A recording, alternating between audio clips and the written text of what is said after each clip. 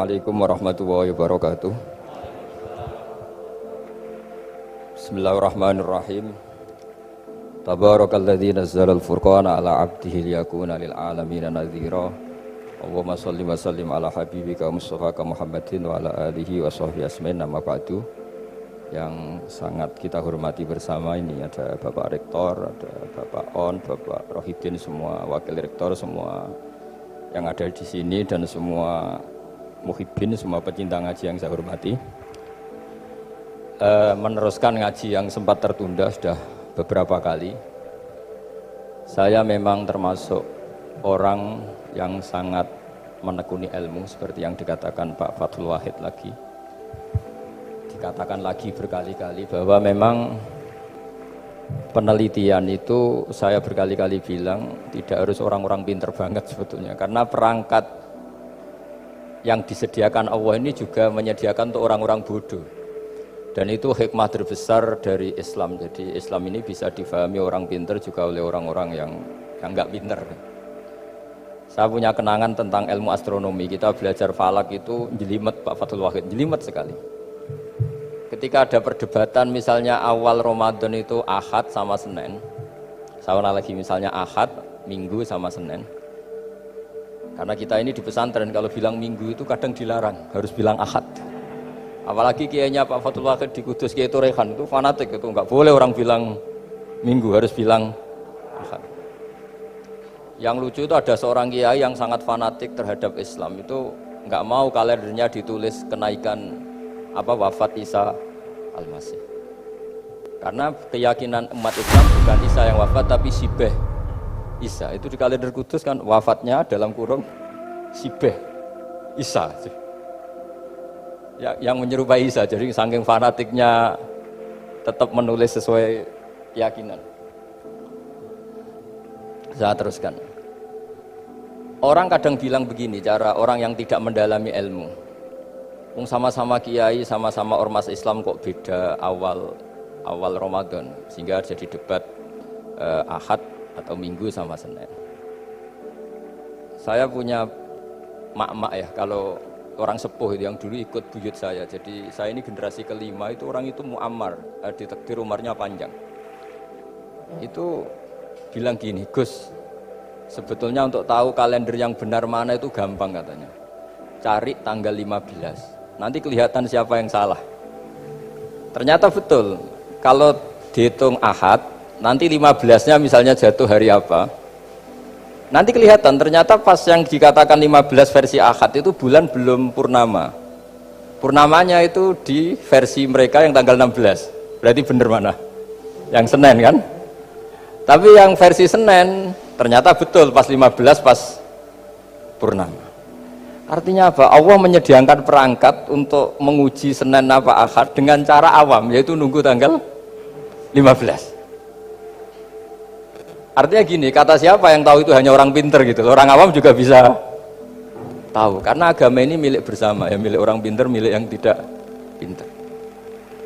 Sehingga dalam pola-pola Islam, di antara madhab Syadzili, madhab Thariqah Naqsyabandiyah, itu beliau di antara kampanyenya gini, kata Thariqah Naqsyabandiyah, Thariqah kami ini yastawi fistifadatiha ar-rijalu wasibyan.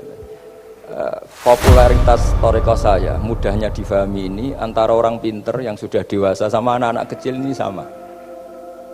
Kenapa demikian? Kalau dalam filosofi kebenaran itu ada pepatah, fa'innal haqqa adharu min syamsidz dhahirah. Kebenaran itu lebih jelas ketimbang matahari di siang hari. Sehingga mereka dengan mudahnya mensifati Allah misalnya az-zahir, zat yang begitu jelas. Kenapa Allah begitu jelas? Karena ulama dulu cara, kalau dalam bahasa pondok, mensifati, menstatuskan alam raya ini maujud. Maujud itu ada. Di mana-mana sesuatu yang ada itu ya diciptakan oleh yang ada. Masa anda ada kok menciptakan yang ada? Sehingga mereka tidak pernah tertarik sama faham komunis, ateis, bahwa alam ini dimulai dari ketiadaan. Pertanyaannya adalah bagaimana sesuatu yang tiada menyebabkan yang ada. Sehingga ulama dulu pinter, sifat wajib itu apa? Wujud. Karena alam raya ini kadung wujud, kadung maujudat, maka Allah harus wujud. Berhubung wujudnya Allah itu wujud penyebab, harus kodim atau harus awal. Masa penyebab datangnya terlambat dulu yang jadi efek dari penyebab itu. Sehingga mereka dengan gampangnya mensifati Allah az-zahir, zat yang begitu jelas. Sehingga Imam Sibawayh ahli nahwu itu juga mengenali Allah lewat teori nahwu. Beliau bilang Allah itu siapa? Allahu a'raful ma'arif, zat yang paling mudah dikenali. Nah sehingga tadi seperti yang dikatakan Pak Rektor, sebetulnya perangkat ilmu seperti tadi menemukan bulan itu diantaranya ditemukan kalau bulan tuh nggak rata itu ya lewat teori gambar, karena sekian jarak punya akibat sekian, punya misalnya kita melihat gunung kelihatannya indah padahal di situ ya ada lubangnya, ada pohon yang tertebang, ada pemandangan yang nggak indah, tapi gara-gara dilihat dari jauh semuanya indah. Maka disarankan orang yang baru gak suka istrinya itu melihat dari jauh, tinggal minggat lah kira-kira. Kalau ditinggal minggat 2 bulan itu mesti cinta lagi itu. Kan fungsinya baru kelihatan itu. Tapi kalau dekat terus tuh mesti sama neknya lah kira-kira gitu, sama mangkelnya itu. Sehingga itu ya dipakai teori juga dalam silaturahim. Di agama terkenal ada pepatah zuruhibban tasdad hubban. Jadi ya jangan sering ketemu, nanti kamu gampang cinta. Kalau sering ketemu ya gampang bosen lah kira-kira seperti itu. Nah, kemudian teori-teori awam ini dikembangkan. Yang awam, jadi dulu orang menemukan matahari itu besarnya kayak apa, rembulan besarnya seberapa, itu dilihat setiap kita melihat mobil itu jarak 1 kilo masih kelihatan sekian meter. Nanti kalau 2 kilo berkurang sekian senti, kalau 3 kilo berkurang sekian senti, terus dikalikan ya kira-kira seperti itu. Kalau rembulan masih kelihatan segede itu berarti kali sekian pengurangan tadi, terus ditemukan. Makanya kita Pak Fathul Wahid yang di pesantren yang memang serius ngaji itu di situ ada ilmu falak, itu ditemukan sebelum ada teknologi. Jadi kita tahu gerhana itu lamanya berapa, terus yang kena gerhana sisi mana, terus itu dihitung. Karena dari dulu sains ilmu itu di atas teknologi. Jadi kalau keyakinan kita di pesantren, teknologi itu hanya menyumbang nggak sampai 30%. Jadi orang bisa menemukan pesawat misalnya itu karena melempar batu, kalau masih ada tekanan batu itu tidak akan jatuh. Padahal batu itu tidak ada mesinnya, asal ada tekanan dia tidak jatuh. Terus dihitung kecepatan berapa yang menjamin sesuatu itu tidak jatuh. Hanya ditemukan pesawat meskipun mau landing harus tetap banter, karena kalau tidak banter jatuh. Itu dihitung, artinya dari sains dulu baru ditemukan teknologinya untuk gimana supaya tetap kecepatan sekian itu ketika mau landing. Nggak boleh pesawat direm, kalau direm ya jatuh, karena tadi seperti batu dilempar dia nggak jatuh ya kalau masih ada tekanan. Sehingga instrumen itu ditemukan juga di bab tauhid. Saya punya kitab namanya Hasyiatut Turmusi, dikarang ulama top Indonesia namanya Syekh Mahfud At-Turmusi. Itu beliau cerita Imam Al-Amudi itu ulama top, tapi dia itu unik, tiap ngajar santrinya itu ngajar matematika, ngajar ilmu eksak. Terus ditanya, sampai muridnya itu ragu, ini guruku masuk surga enggak, ini kiai kok hanya ngajar matematika. Ya kira-kira ngajar, ya seperti mahasiswa jenengan kan, ini rektor masuk surga enggak, ngomong teknik terus gitu loh. Tapi gurunya kayaknya enggak terima, diudhoni santrinya itu enggak terima, karena beliau seorang wali. Murid-muridnya itu bermimpi. Ini penting saya ceritakan, mungkin agak aneh di dunia kampus ya, di bab ini. Kalau dalam teori kita, Pak On itu, mimpi sama nyata, melihat itu otoritatif mimpi. Ini yang agak aneh di ilmu pesantren. Jadi melihat jenengan langsung dengan mimpi itu otoritatif mimpi. Karena mimpi, ru'yal mukmin dijamin oleh Rasulullah sama dengan 46 juz'un minan nubuwah. Jadi persennya itu besar sekali, 46%. Dari juz'un minan nubuwah, otoritatifnya. Nah tentu tidur yang benar. Logikanya gini, kata-kata kitab-kitab menjelaskan. Orang kalau melihat langsung itu pasti terpengaruhi oleh cinta atau tidak cinta, senang atau tidak senang, sedang butuh apa enggak. Jadi kalau saya sedang butuh dengan Pak Rektor itu melihatnya dengan penuh harapan. Jadi kalau saya sakit mau mati itu senang lihat dokter karena ini harapan, Rektor nggak ngefek gitu kan gitu. Tapi kalau saya politikus, ngelihat ketua partai itu lebih respect ketimbang melihat dokter. Jadi gara-gara banyak kepentingan ini melihat itu nggak pernah jujur gitu, nggak pernah jujur. Jadi kebodohan manusia justru karena melihat itu kalau dalam teori kita. Makanya kalau dalam teori pesantren itu kebalik, anna sunyamun wa idza matu intabahu. Manusia itu hakikatnya tidur, baru setelah mati bangun. Misalnya kita di dunia nganggap uang itu penting, harta itu penting, jabatan penting. Setelah kita mati ternyata yang paling penting itu hanya sujud. Karena kamu itu kenangan ketemu Allah terbaik itu sujud. Yang kita anggap penting di dunia semuanya tidak penting. Yang kita anggap sepele kayak sholat ternyata itu super penting. Tapi sadar itu nunggu nanti di akhirat. Ya saya ini termasuk syukur yang sadar sebelum sampai akhirat. Jadi termasuk orang yang beruntung lah gitu.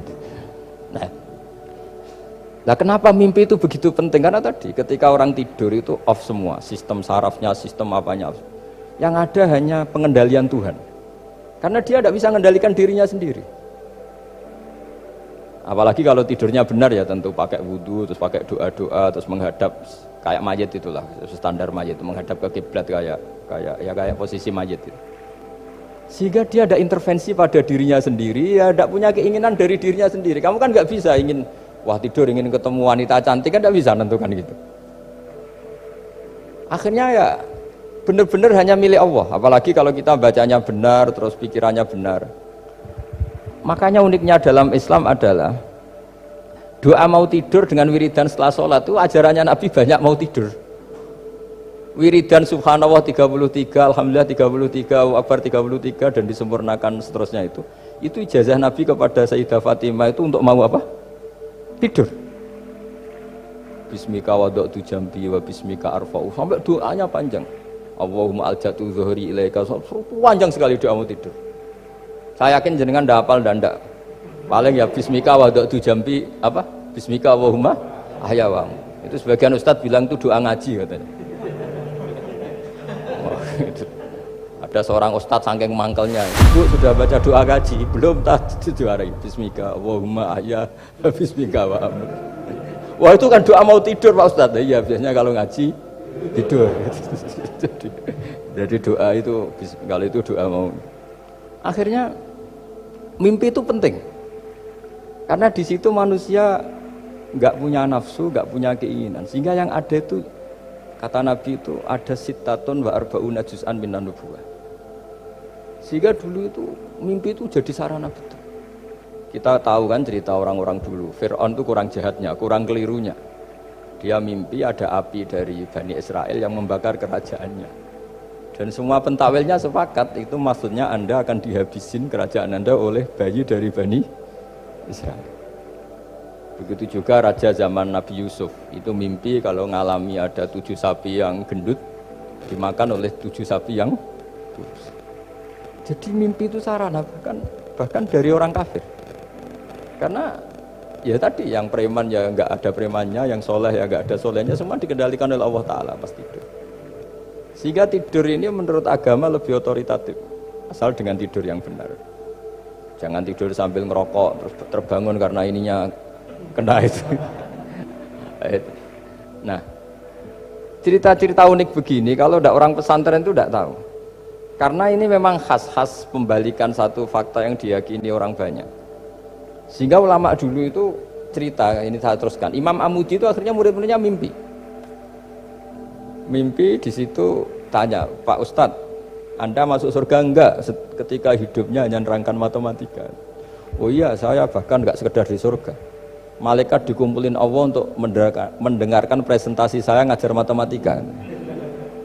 Jadi kata dia cerita, Allah bilang gini ke malaikat, hei para malaikatku, kenapa kamu iman sama saya? Ya karena saya melihat engkau ya Allah, melihat kekuasaan engkau. Tapi imannya orang ini itu melebihi iman kamu. Wah ya tidak bisa saya melihat engkau langsung, ini tidak melihat engkau langsung, kenapa begitu yakin seperti yakin kita? Oh iya. Terus Imam Amudi, silahkan ajari matematika. Imam Amudi mulai ngajari matematika. Terus beliau ngajari ya sederhana. Angka 2, 3 sampai ribuan sampai jutaan itu bin nisbat ilal wahid nisbatun wahidah, yaitu nisbatul far'i ilal asli. Hanya ngajar itu toh. Dunia ini apapun banyaknya variannya, apapun banyak makhluknya, itu semuanya adalah nisbatul far'i ilal asli. Angka 2 ya cabangnya 1, 1 juta ya cabangnya 1, semua itu dimulai dari 1. Jadi di mana-mana hitungan itu dimulai dari 1. Dan 1 ini harus ada, yaitu Tuhan. Matematika akhirnya malaikat, keren juga maksudnya. Keren juga maksudnya. Akhirnya Allah bilang, dan itu didawuhkan juga oleh Rasulullah SAW, tuba liman amana bi walam yaroni. Yang hebat tuh imannya orang yang enggak melihat saya. Makanya masyhur itu, malaikat ditanya Allah, siapa imannya yang paling kuat? Ya kita, karena melihat engkau langsung ya Allah. Para nabi. Terus tapi yang dari sekian pertanyaan itu jawab sama, yang paling ajaib adalah umat-umat Muhammad di akhir zaman, enggak menangi nabinya, juga enggak pernah lihat surga neraka, tapi iman sama saya. Dan mereka punya cara untuk imannya ini berkualitas sama dengan kamu para malaikat. Ya, di antaranya dengan cara logika tadi yang saya utarakan tadi. Am khuliqu min ghairi syai'in am humul khaliqun. Kalau alam raya ini wujud, maka penyebabnya harus sesuatu yang wujud. Masa sesuatu yang enggak wujud menyebabkan yang wujud. Kalau angka 10 ada, 1 juta ada, pasti dimulai angka 1. Makanya nisbatusnaini wal arba'ah ila ma la nihayatalaha, itu semuanya nisbatul far'i ilal asli. Semua angka berapapun jumlahnya itu nisbat ilal wahid adalah nisbatul far'i ilal asli. Itu cara-cara, makanya tadi kajian ilmu itu tidak ada habis-habis. Makanya perasaan saya itu kemungkinan orang Islam jadi ateis itu kecil, Pak Fathul Wahid.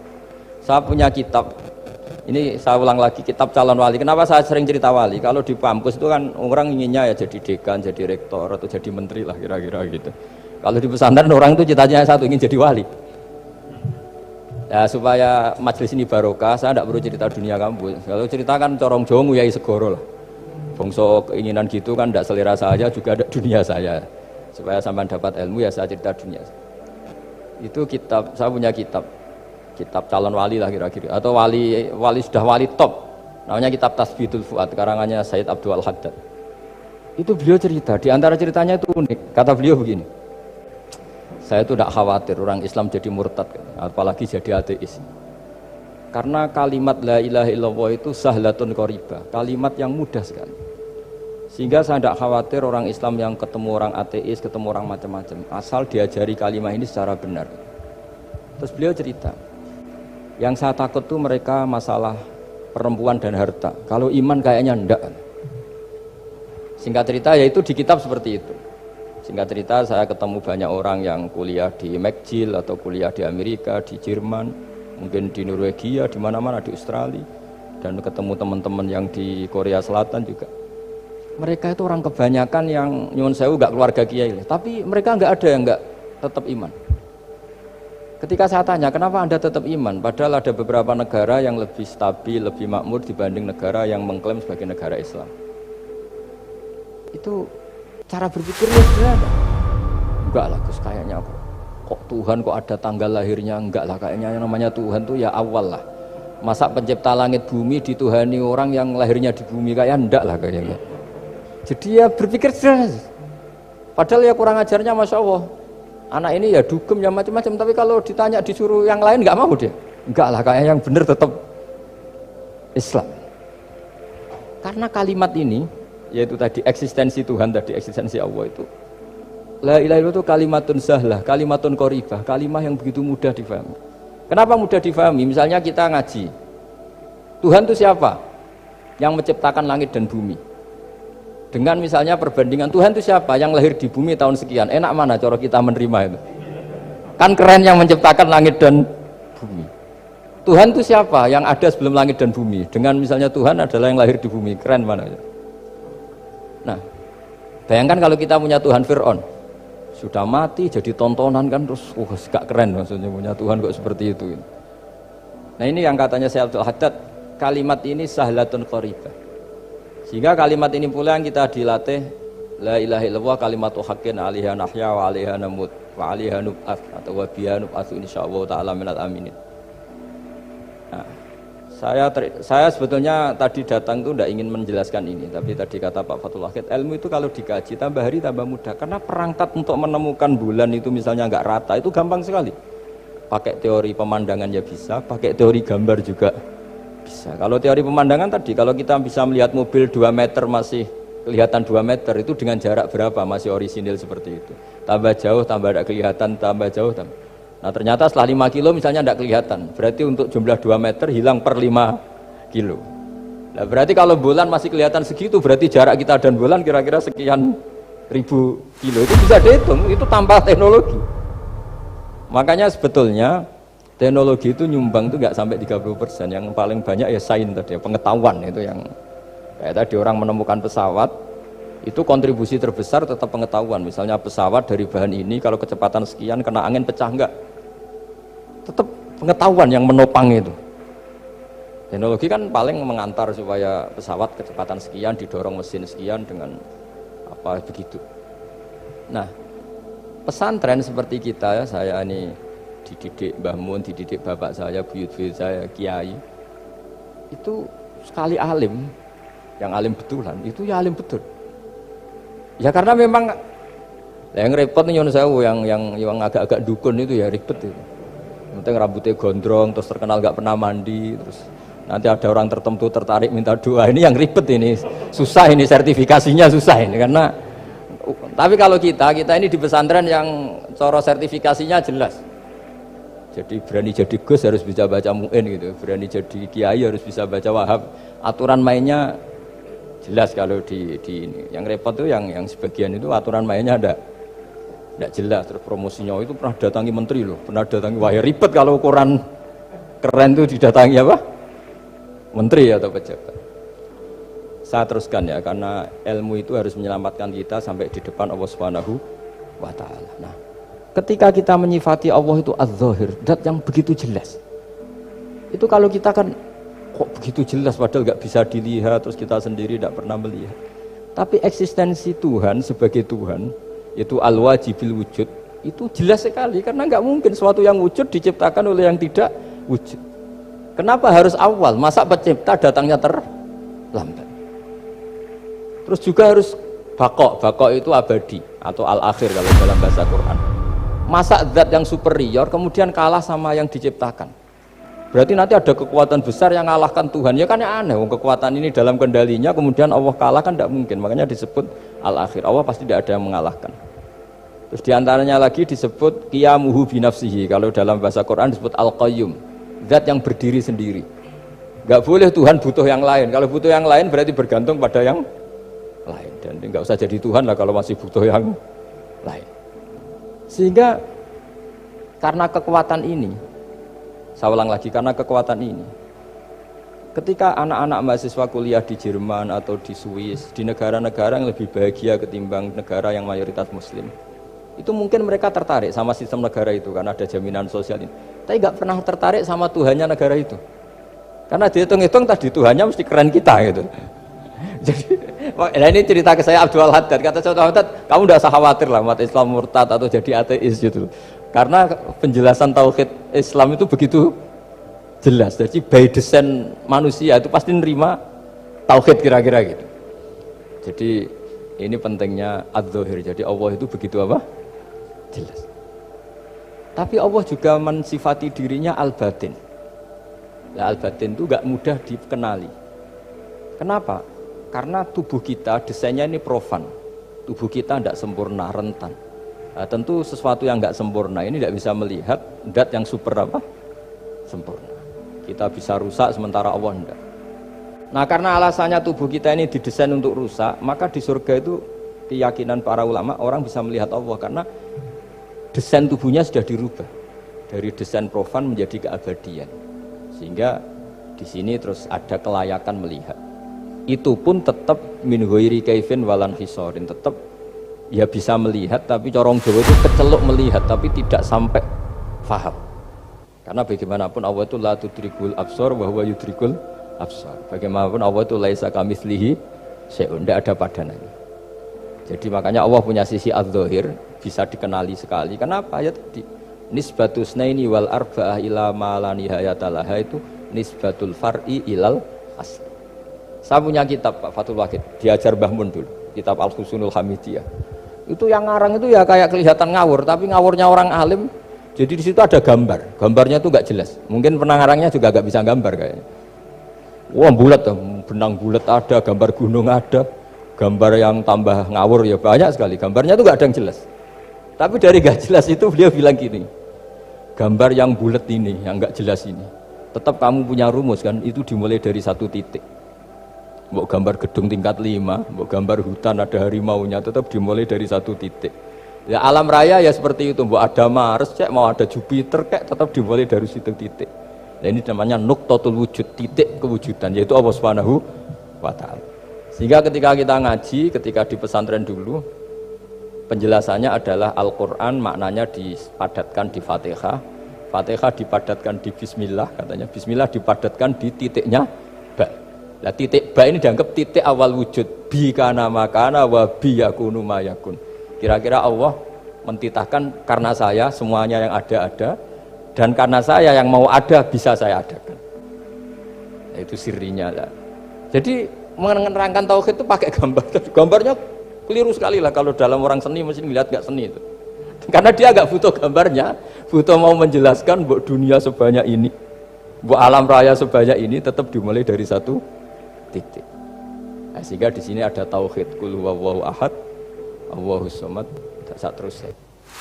Nah, saya mohon lewat penjelasan ini ya, baik orang yang ahli teknik maupun ahli medis, ahli apa saja, tolong latihlah memberi penjelasan yang mudah sehingga agama ini mudah dicerna. Sehingga kalau ini dijelaskan cara mudah, beragama itu jadi gampang. Makanya ciri utama agamanya orang-orang baik itu satu, man radiya billahi robba. Radiya itu seneng banget. Kenapa seneng banget? Karena memang agama ini nyaman, indah. Jadi datang dengan kebenaran yang mudah dicerna. Coba kalau agama ini datang dengan cara misalnya gini, kamu harus menuhankan ini, dan kita tahu itu lahirnya di bumi, kan ada yang ganjel. Kok Tuhan sama buminya dulu, buminya ini gimana ini? Kan pusing. Buat Anda profesor nggak bisa jawab itu. Tapi kalau Tuhan itu adalah yang ada sebelum langit dan bumi, kan ya iyalah, masa Tuhan terlambat datangnya, kan terus enak gitu loh menerimanya itu. Makanya diantara kekalahan Fir'aun berdebat, ya Nabi Musa ya Nabi lah, juga proses ya. Nabi Musa ketika ditanya Fir'aun, wama Rabbul Alamin, Tuhan kamu itu siapa? Jawabnya Nabi Musa, Rabbus samawati wal ardi, yang menuhani langit dan bumi.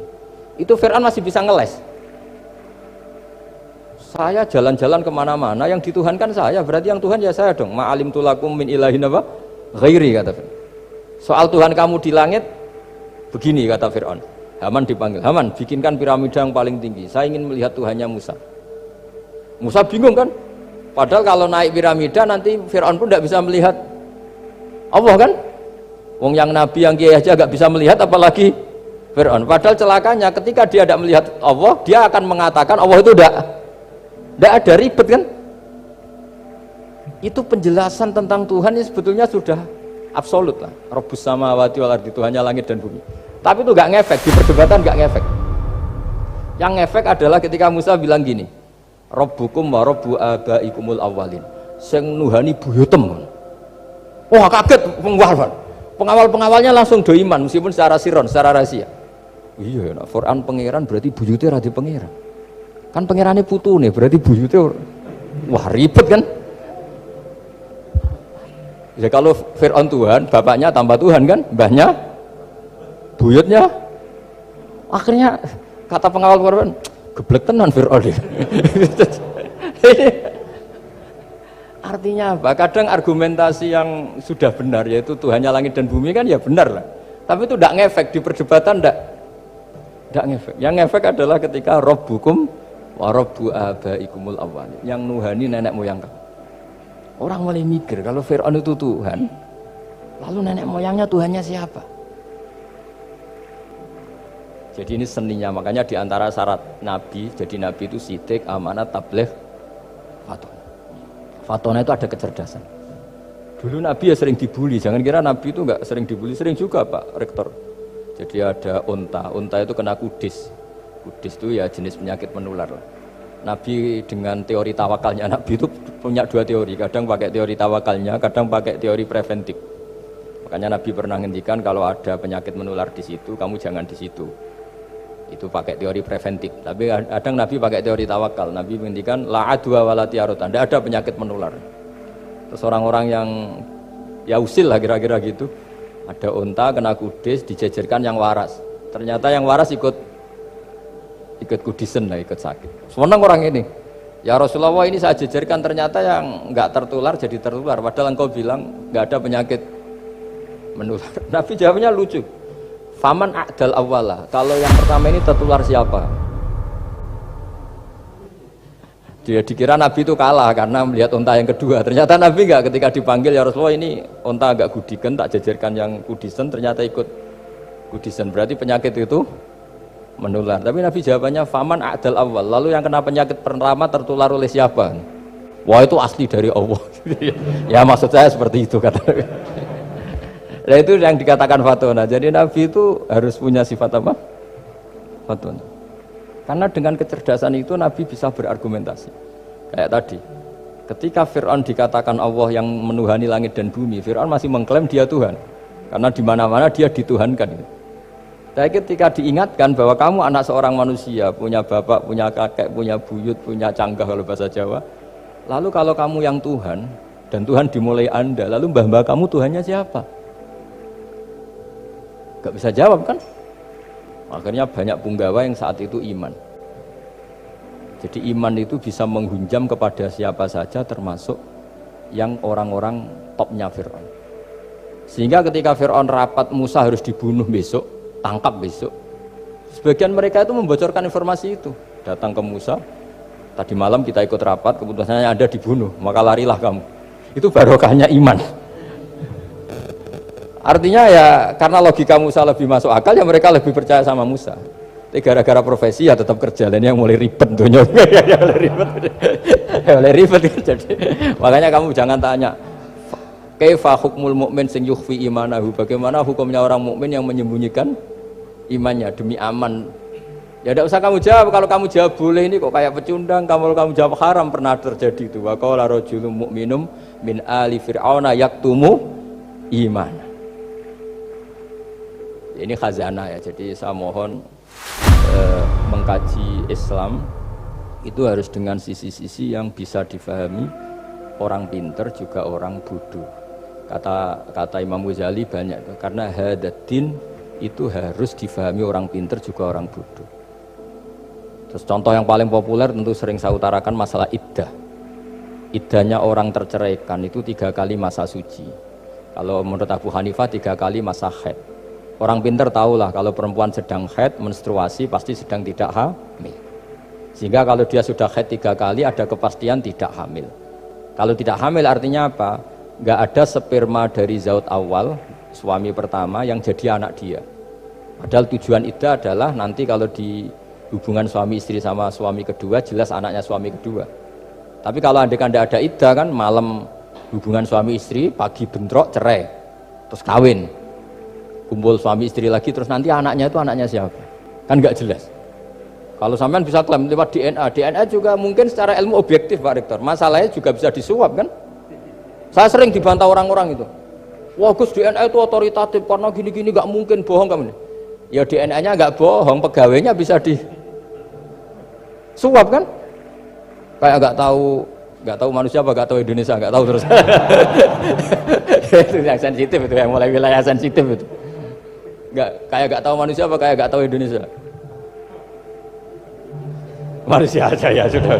Berarti Anda sangat nasionalis. Jadi ribet kan? Maka dianjurkan ada iddah. Dengan iddah selesai berarti benar-benar perempuan ini baru atur rahmi, rahimnya steril dari unsur mani zaut awal. Dan kalau 3 kali masa suci itu artinya apa? Kira-kira 3 bulan. Kira-kira wal mutallaqatu yatarabbasna bi anfusina salah satu apa? Quru. Pertanyaannya kalau 3 bulan, andai kan tidak pakai teori ilmiah, menstruasi itu sudah teori ilmiah. Ada yang tanya ke saya, Gus kenapa harus sampai 3 kali, padahal menstruasi pertama pasti sudah ada hamil. Saya jawab, menstruasi pertama itu namanya keluar darah, nggak ada jaminan kalau itu haid, bisa saja keluar darah karena kaget, karena kecelakaan, karena apa. Sehingga kalau misalnya perempuan diceraikan, Gus saya sudah haid, yang jamin kalau itu haid siapa? Maksudnya keluar darah dengan makna tidak hamil, bisa saja keluar darah kali ini faktor kaget ya, atau faktor kecelakaan. Tapi kalau sampai 3 bulan karena per bulan haid sekali, itu meskipun haidnya keliru, haid keliru itu misalnya sebetulnya itu enggak darah haid tapi darah penyakit istighathah, Kan tetap kelihatan, masa 3 bulan gak blending cara Jawa? Kan mesti bentuknya tubuh sudah berubah. Artinya kata ulama-ulama, agama ini gak bisa hanya mengacu ilmu. Kalau mengacu ilmu haid sekali sudah cukup. Tapi kenapa harus 3 kali? Karena 3 kali orang awam tahu semua kalau itu sedang hamil atau tidak hamil. 3 bulan dari dicerai kan kelihatan kalau hamil ya bentuk tubuhnya sudah rubah, kalau enggak. Intinya agama ini harus agama yang mudah difahami orang pinter, juga difahami orang yang tidak pinter. Kayak tadi bulan tadi, saya juga gak ngira kalau orang goblok jadi pinter itu. Jadi ini cerita ya, jadi supaya kita meskipun di lembaga kampus, di lembaga modern, jangan lupa tradisi-tradisi kebodohan ya diabadikan lah kira-kira, karena bodoh kadang ya penting. Makanya kalau cerita di dunia wali itu kaca, Anda boleh gak nerima cerita ini, tapi Anda harus percaya kalau kekuasaan Allah itu tidak terbatas. Kenapa orang Madura begitu mencintai kiai? Sebetulnya niatnya ya agak baik, tapi ya nggak baik tapi baik. Ada santri itu Madura, dia saking percaya sama kiai itu ya khidmah, bikin masakan kiai, mijitin kiai, pokoknya waktunya diberikan semua untuk kiai. Dan dia nggak pernah ikut ujian. Apalagi ujian kelulusan disertasi dokter nggak pernah. Kalau sekolah nggak pernah ikut ujian. Sudah ya saya ridho jadi orang bodoh, sementing ikut jenengan. Suatu saat orang ini mati, kiainya tuh pusing, waduh mati. Nah, ini di dalam alam mimpi itu, kamu boleh nggak percaya, nggak wajib percaya memang. Ini kan ada akidah, jadi tidak wajib percaya. Ditanya sama malaikat, Marabbuka, Tuhan kamu siapa? Jawabannya lucu, malaikat kamu itu gimana? Di mana-mana tanya sama orang pinter, orang bodoh kok kamu tanya? Pusing kan malaikatnya. Di mana-mana namanya tanya, itu ya sama orang pinter. Masa orang bodoh ditanya? Yang bener aja kamu. Makanya bodoh ini ya senjata. Makanya ini kita kalau pinter ya alhamdulillah, kalau bodoh ya alhamdulillah kan. Bodoh itu penting. Kalau negara ini tidak makmur, yang disalahkan mesti para rektor. Gunanya apa ada rektor kalau nggak solusi bagi bangsa ini? Orang bodoh pasti nggak disalahkan kan? Nanti kalau ada hisab, kenapa Indonesia carut marut? Yang dipanggil Allah itu menteri, rektor, pasti itu. Apa kontribusi Anda sebagai orang pinter, sebagai profesor, sebagai orang bodoh aman? Santai, nggak kena panggilan kan? Karena Anda harus bertanggung jawab. Akhirnya terus malaikat tanya, lalu yang pinter siapa? Yang di atas itu, kiainya yang nalkin itu, yang di atas itu. Walhasil kiainya itu karena wali itu dengar. Ya wile cung bodoh kok terus nganti wis mati. bodoh kok kamu bawa sampai mati. Jadi kadang orang bodoh itu ya pinter tadi, malaikat tuh kamu itu gimana? Di mana-mana tanya itu ya sama orang pinter. Orang bodoh kok kamu tanya? Ya ribet kan kalau sudah ketemu seperti itu.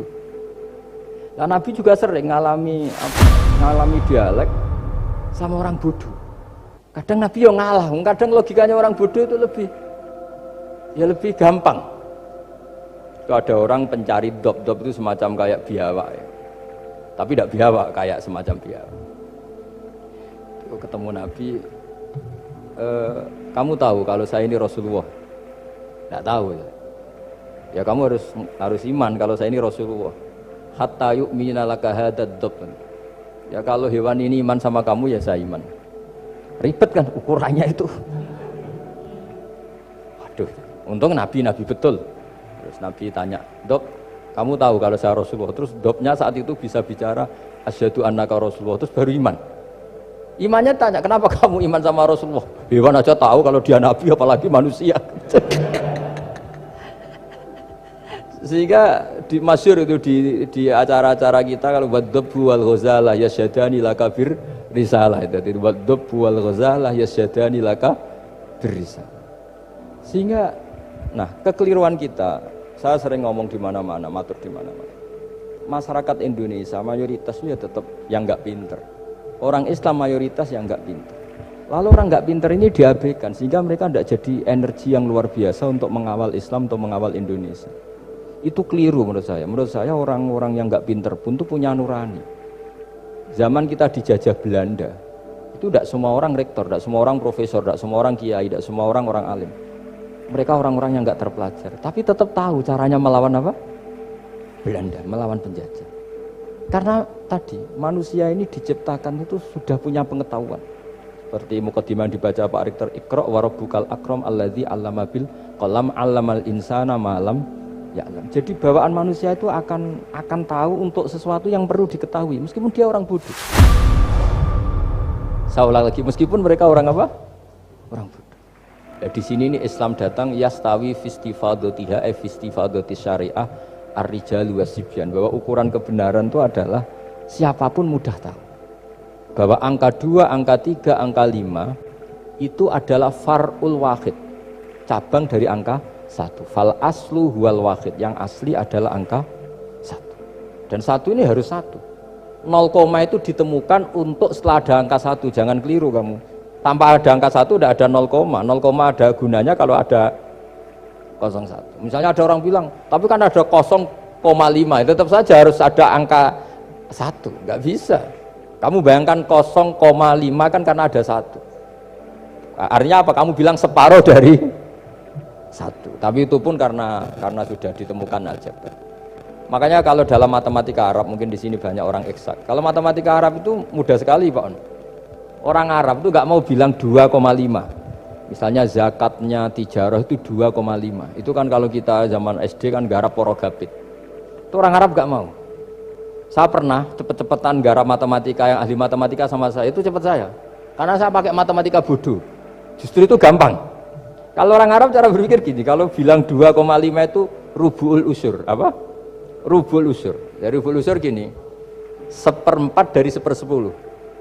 Jadi misalnya 100 1/10-nya berapa? 10. Setelah 10 1/4-nya berapa? 2,5. Jadi bertahap, rubu'ul usur. Sehingga misalnya gitu, 1 juta kan angkanya nolnya kan 6. Kalau kamu porogabit 2,5 kan kuweselan dia porogabit. Kalau orang Arab gampang, 1 juta 1/10-nya berapa?